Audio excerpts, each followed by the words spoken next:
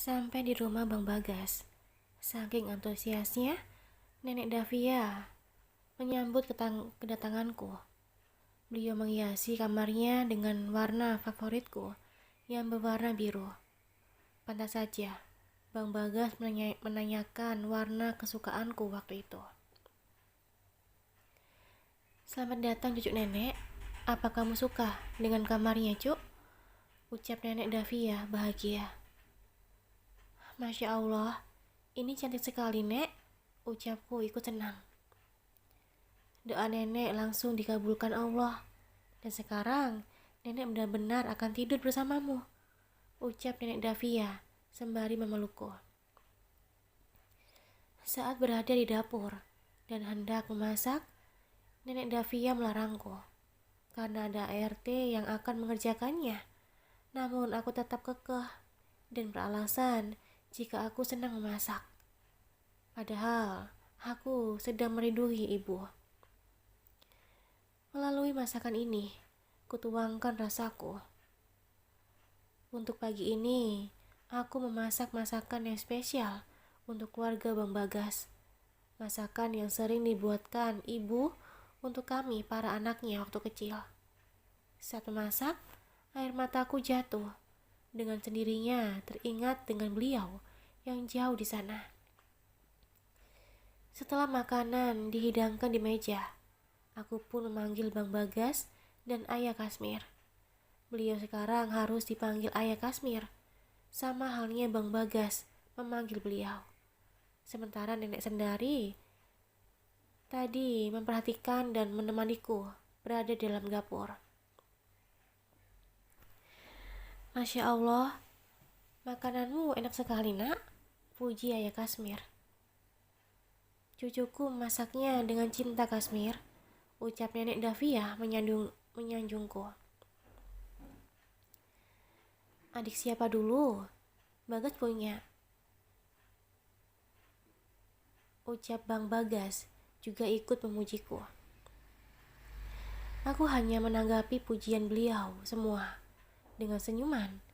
Kehangatan keluarga ini membuatku betah untuk tinggal bersama mereka. Sebelum Bang Bagas mengantarkanku ke rumah ayah, terlebih dahulu Bang Bagas ke tempat kampus.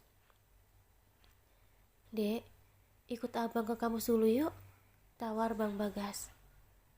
Riana, kan gak kuliah bang, apa kata teman abang nantinya? Ucapku. Cepetan mandi sana, abang tunggu, jangan bawel. Ucap Bang Bagas menawel hidung mancungku. Setelah mandi, aku pun berganti pakaian. Ada sebuah baju yang sengaja diletakkan oleh nenek di atas kasur.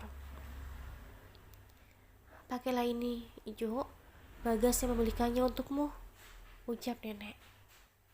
Sebuah gamis berwarna biru Wardah, senada dengan warna kerudungnya. Aku sangat senang sekali memakai warna biru sesuai seleraku. Modelnya simple dan warnanya tak terlalu mencolok. Terima kasih, Bang. Apa ini cocok dikenakan oleh Riana? Ucapku. Masya Allah, Dek. Adik abang cantik sekali. Pokoknya nanti di kampus tetap pegangan sama abang. Jangan sampai lepas, oke? Ucap Bang Bagas. Sip, Bang. Ucapku mengelingkan mata. Idih, adik abang sudah mulai nakal. Main mata manjanya, jangan sama Dr. Lutfi. Bisa-bisa beliau overdosis, gak bisa tidur nanti. Ucap Bang Bagas menggodaku. Dengan pelan aku mencubit lengan abangku yang usil. Aku mengira jika tak ada Fadil, maka tak ada yang akan menggodaku lagi. Ternyata Bang Bagas juga bisa bercanda. Sampailah kami di kampus Bang Bagas. Sesuai janji, aku tak melepas tanganku dari tangan Bang Bagas. Cie-cie yang lagi kasmaran, yang gak bisa jauh dari doi, goda salah satu teman kelas Bang Bagas. Bang Bagasku, jika berada di kampus, sikapnya begitu cuek dan dingin, seperti halnya bosku, Pak Bram. Jika mengingat Pak Bram, aku jadi senyum sendiri. Dek, abang ke ruangan dulu. Jangan kemana-mana ya. Tunggu abang sampai selesai. Kalau kamu bosan, berdirilah di depan pintu agar abang keluar dari ruangan, ucap Bang Bagas.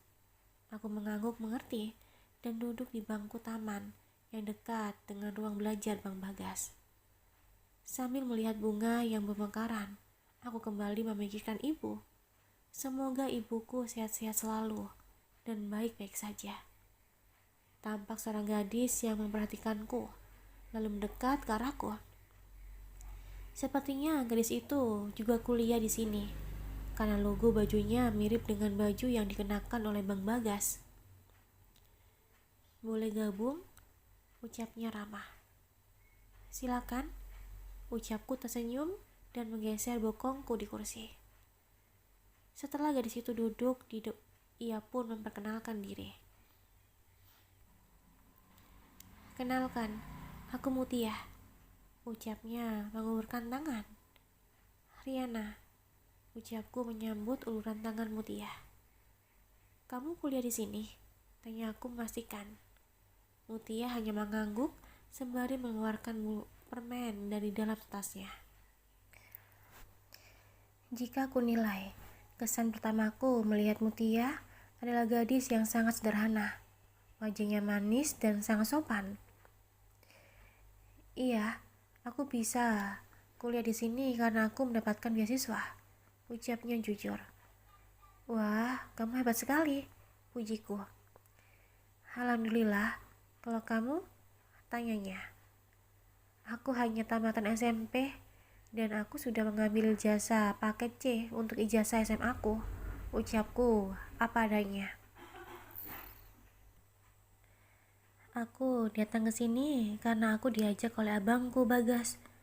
Beliau masih di dalam ruangan dan menyuruhku untuk menunggunya. Jelasku.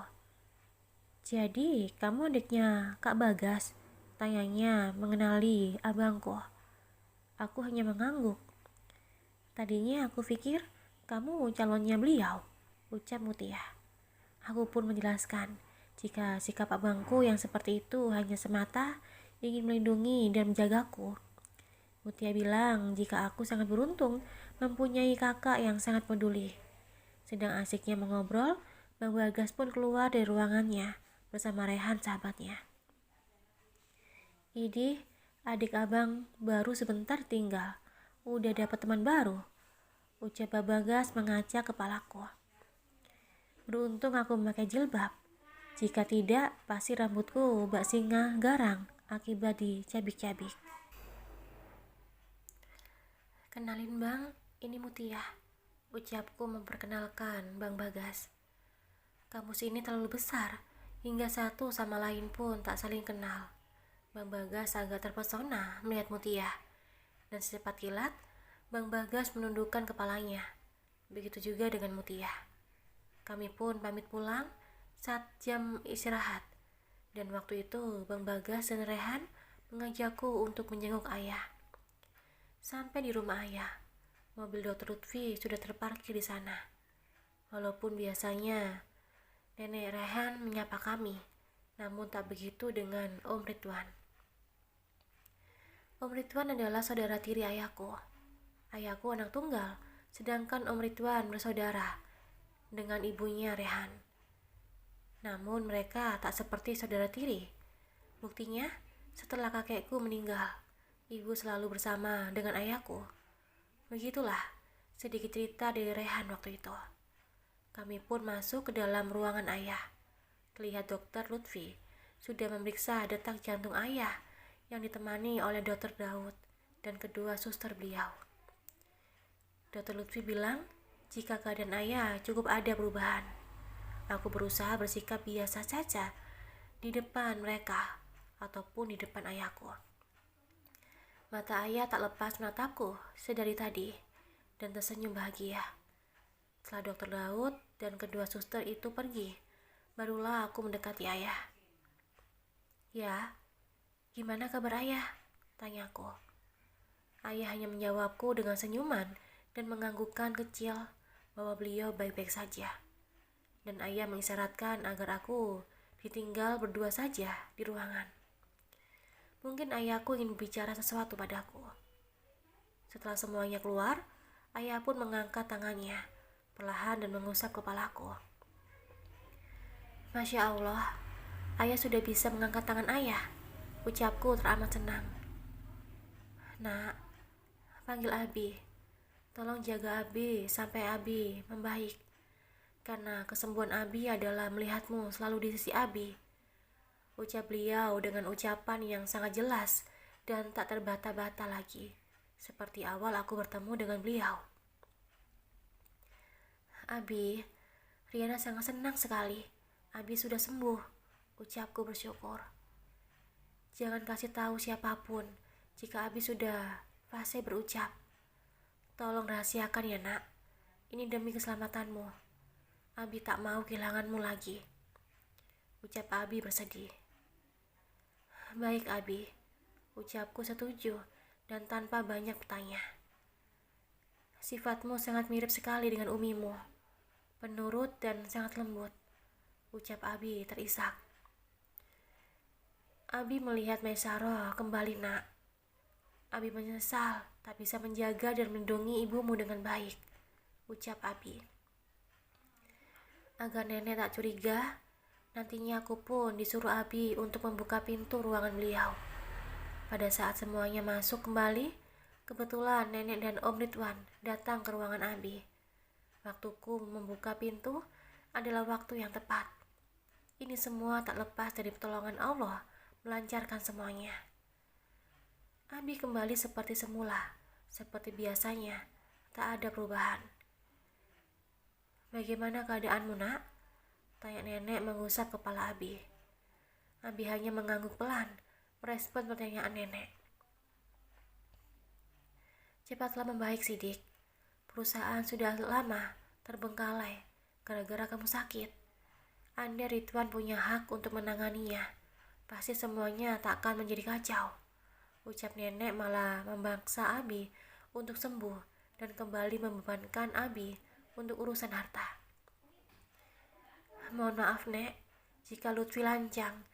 Sebaiknya Pak Sidik jangan dulu dibebankan dengan pekerjaan atau yang membuat Pak Sidik merasa stres karena akan berakibat pada penyakit yang dideritanya. Ucap Dr. Lutfi dengan halus dan sopan. Kamu datang ke sini saya bayar. Tidak usah memberitahuku tentang kesehatan anakku sendiri. Karena aku lebih paham daripada kamu yang baru datang. Ucap nenek ketus. Nenek sama sekali tak menghargai siapapun apabila semua itu tak sesuai keinginannya. Dr. Lutfi merasa malu karena kewibawaannya sebagai dokter terlalu diragukan. Dan Dr. Lutfi memilih diam tanpa mau berdebat. Sementara Rehan mencoba membela Dr. Lutfi di depan nenek. Nek, Dr. Lutfi ini benar. Sebaiknya nenek jangan dulu membebankan hal yang menyangkut segala sesuatu yang membuat Om Sidik stres. Ucap Rehan. Tanpa kata, nenek pergi bersama Om Ridwan dengan angkuhnya. Aku tak tahu hal apa saja yang dialami abiku selama ini. Tapi setelah melihat sikap nenek saat ini, aku jadi mengerti bahwa abiku cukup tertekan dengan pelakuan beliau. Jangan-jangan ibuku juga lebih tertekan lagi hari ini. Makanya ibuku kabur dari rumah mewah ini. Setelah nenek pergi, Rehan pun meminta maaf atas sikap nenek yang kasar. Maafkan sikap nenek yang tidak sopan senior. Ucap Rehan merasa malu dengan sikap nenek. Tidak apa-apa junior, ucap Dr. Lutfi tersenyum.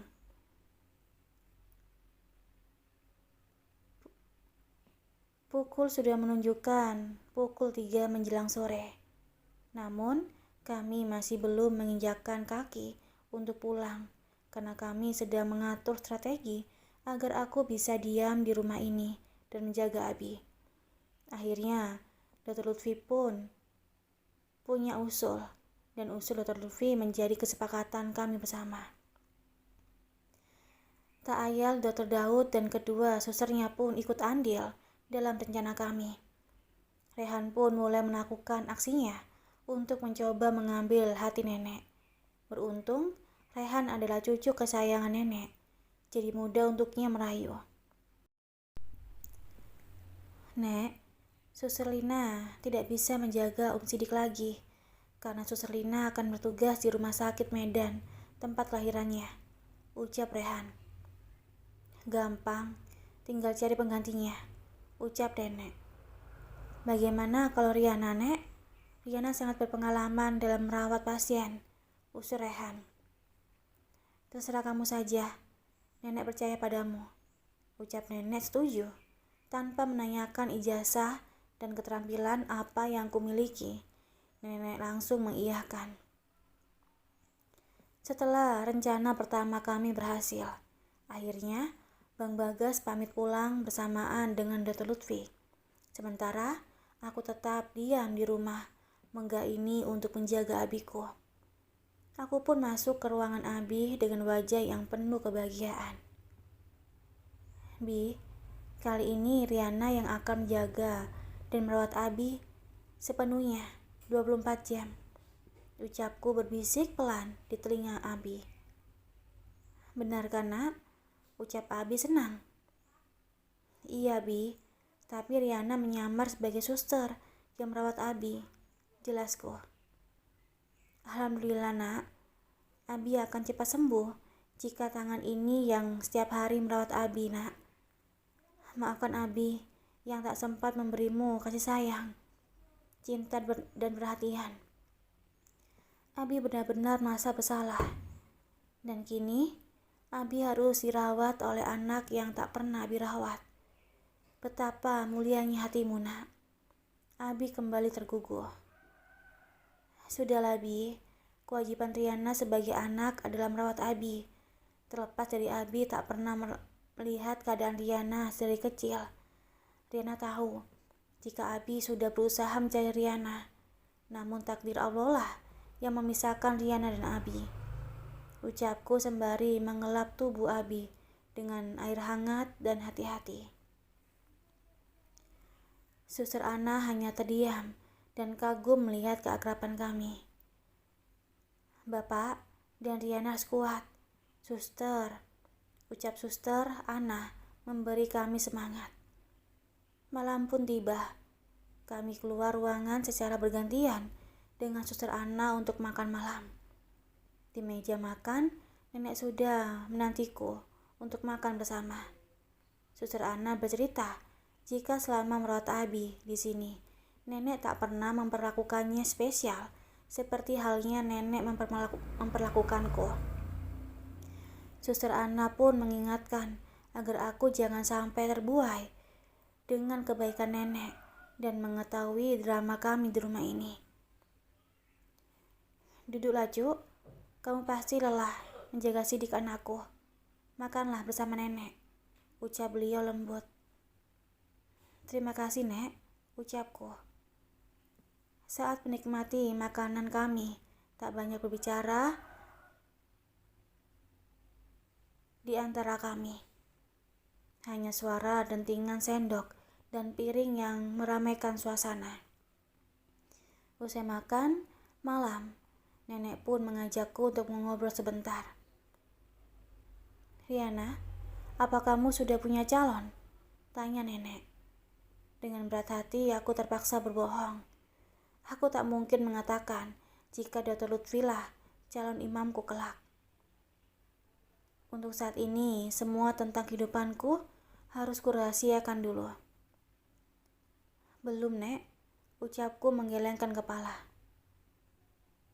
Apa kamu mau menikah dengan anakku, Ridwan? Sepertinya ia tertarik denganmu, Riana. Aku tak pernah melihat Ridwan curi-curi pandang kepada wanita selain dirimu. Ia sudah 3 kali menikah, namun selalu gagal. Pertanyaan dan penjelasan tentang nenek membuatku sangat terkejut. Om Ridwan memang terlihat masih muda, layaknya Pak Bram. Namun, Bila dilihat dari ketampanannya, masih unggul bosku.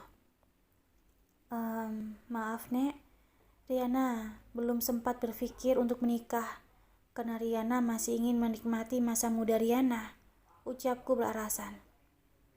Riana, menikahlah dengan anakku, kamu akan mendapatkan segalanya, termasuk harta Ridwan.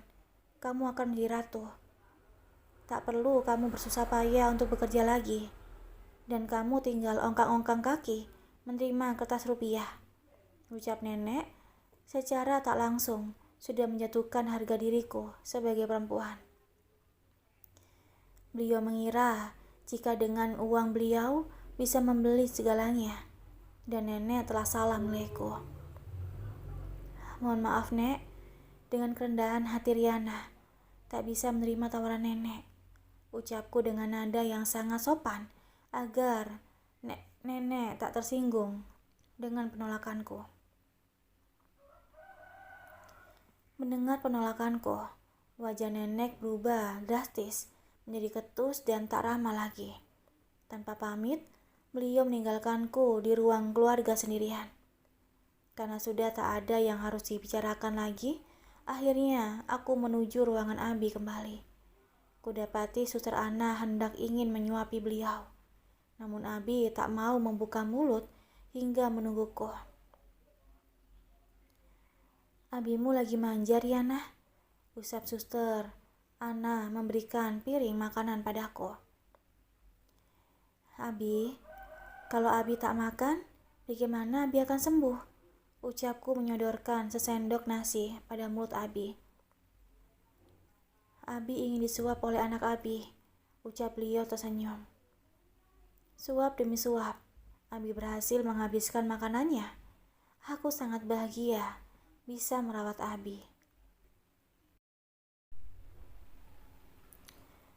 Setelah mengetahui akulah yang merawat Abi sekarang, Om Ridwan tak henti-hentinya mendatangi ruangan Abi.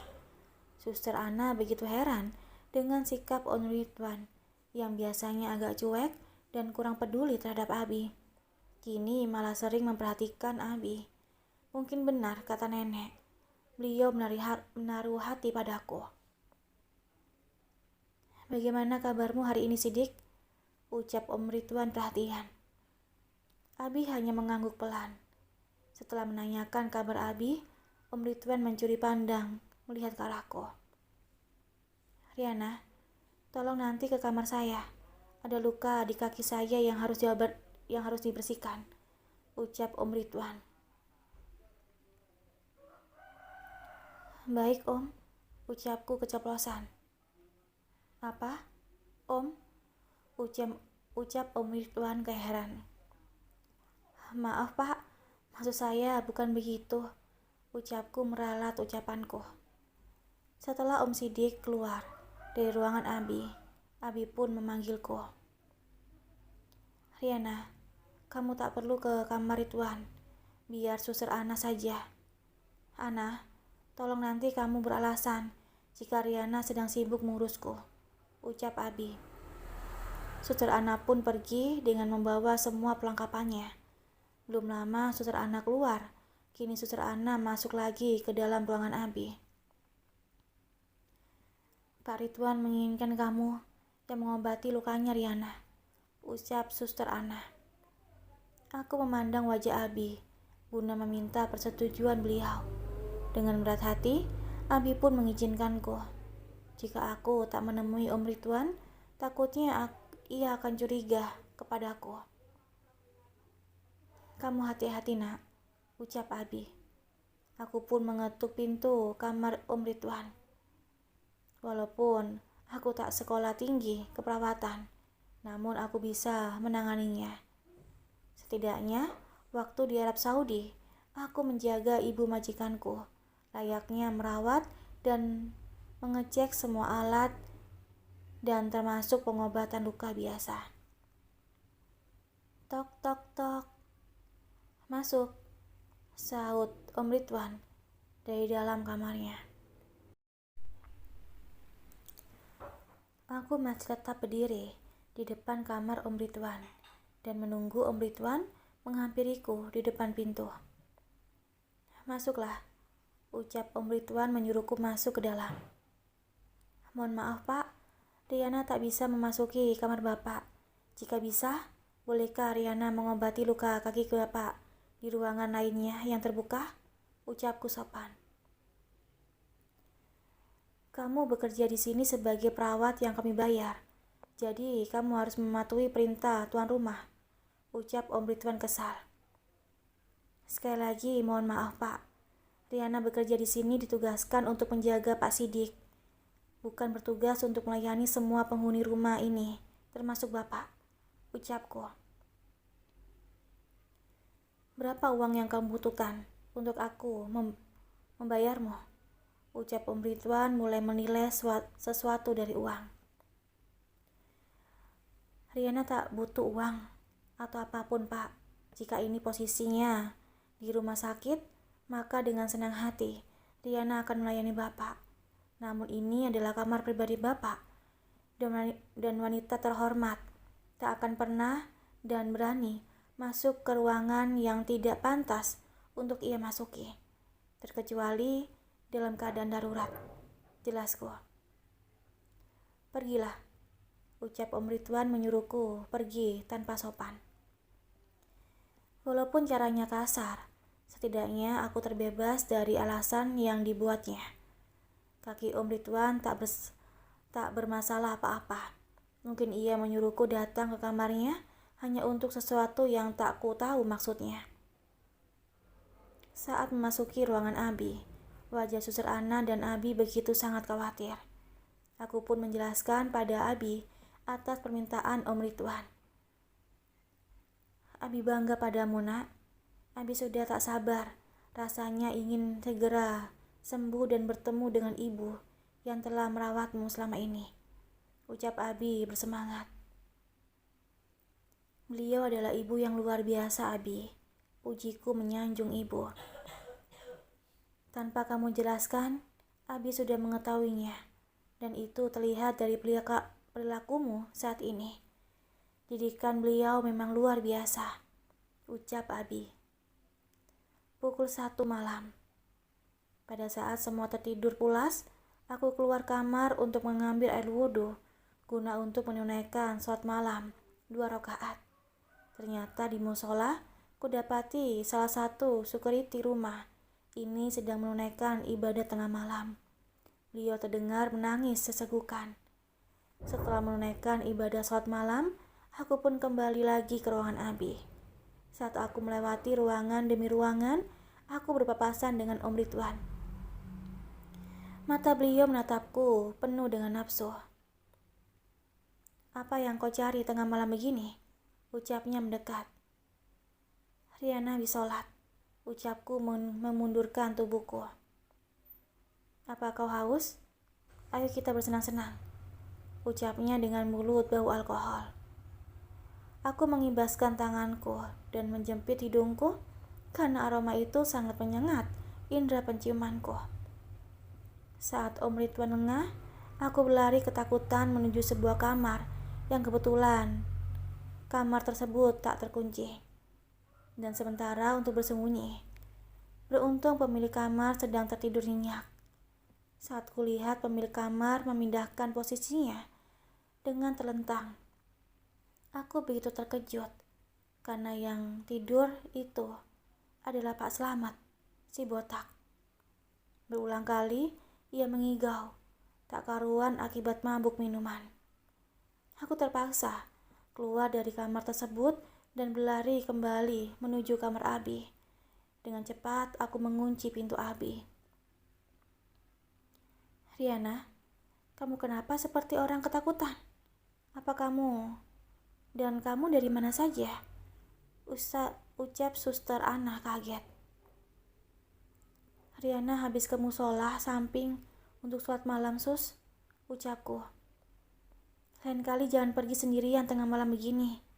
Bangunin aku agar aku bisa menemanimu, ucap Suster Ana. Rupanya rumah Abi dipenuhi oleh orang-orang yang jahat, termasuk si botak Slamet.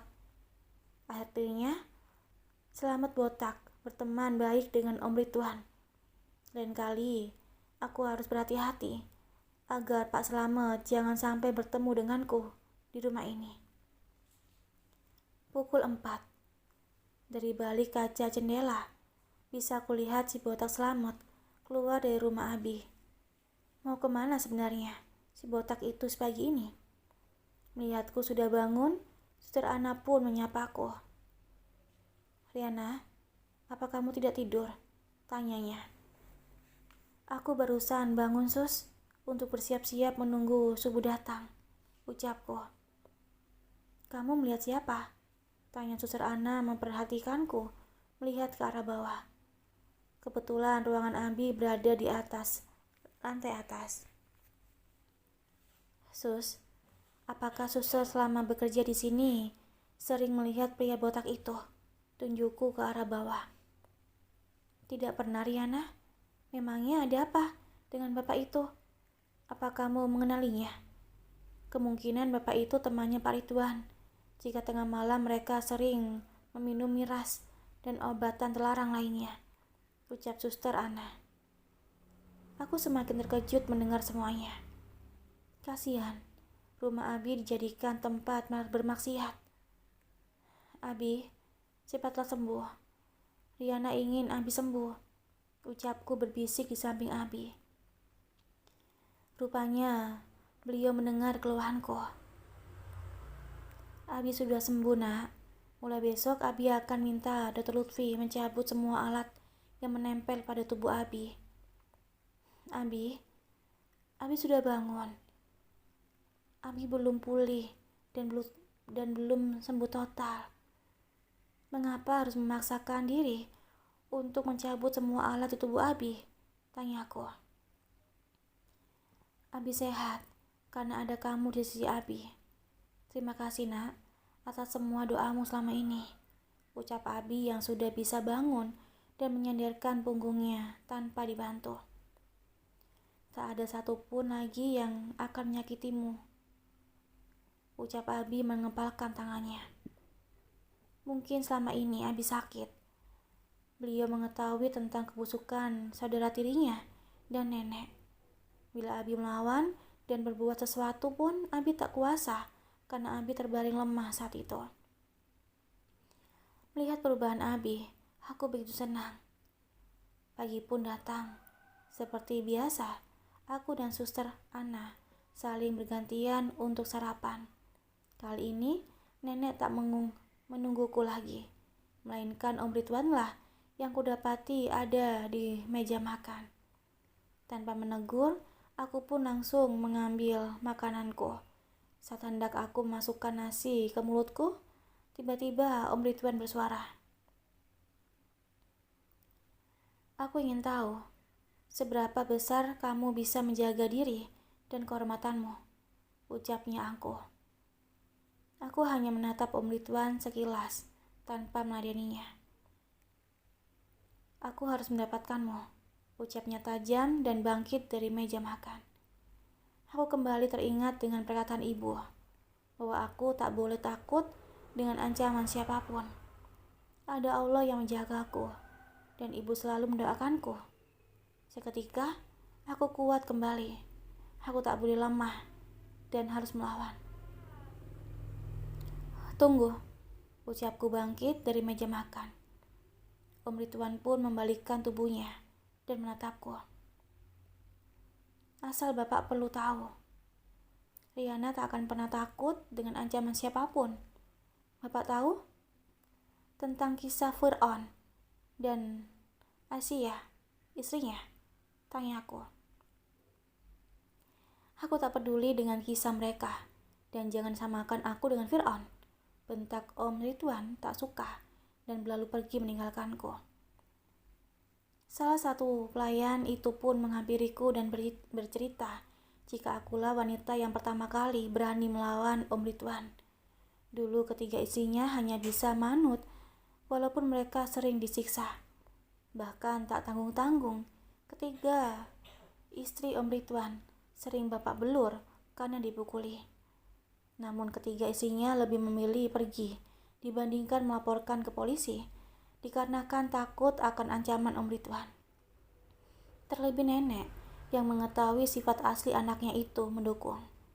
Karena banyak uang, seolah Om Ridwan bisa membeli hukum. Pelayan rumah ini tak berani bercerita, banyak karena mereka juga ikut takut.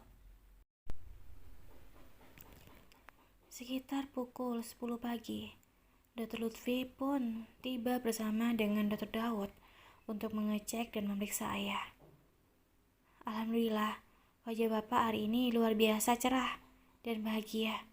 Dan kondisi Bapak juga banyak perubahan. Semuanya sudah membaik. Insya Allah nanti sore kita bisa lepas semua alat yang menempel di tubuh Bapak, ucap Dr. Daud ikut bahagia. Tapi, Bapak harus tetap menjaga kesehatan Bapak.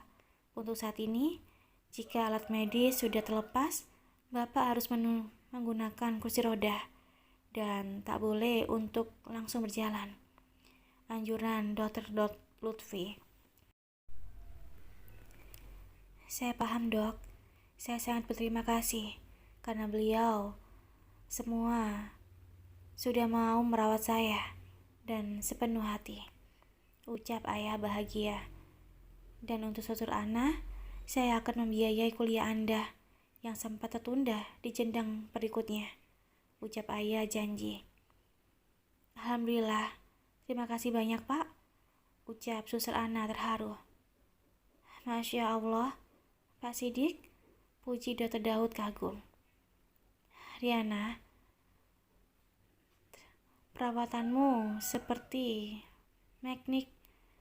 Sekarang ini Pak Sidik hanya butuh 1 minggu untuk sembuh seperti ini. Beliau bahkan berulang kali berobat bolak-balik ke luar negeri, namun tak pernah ada perubahan. Artinya kesembuhan beliau ternyata hanya rasa rindu yang teramat dalam pada anaknya. Jelas Dr. Daud. Dr. Daud benar. Saya sangat rindu sekali dengan Riana, ucap ayah mengusap kepalaku. Segera dihalalkan Dr. Lutfi supaya tidak tersiksa, canda Dr. Daud disertai gelak tawa. Insya Allah Dok, bagaimana Abi? Calon mertua? Ucap Dr. Lutfi tersenyum menggoda ayah.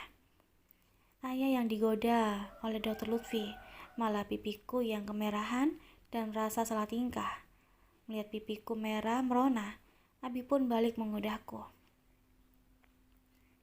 Anakku, ya Humairah. Humairah artinya pipinya yang kemerahan, ucap Abi menatapku dengan senyuman bahagia. Abi, ucapku menundukkan kepala. Setelah memeriksa ayah, Dr. Daud dan Dr. Lutfi pun pamit untuk berangkat ke rumah sakit masing-masing. Terima kasih udah dengerin audio di Eva Family.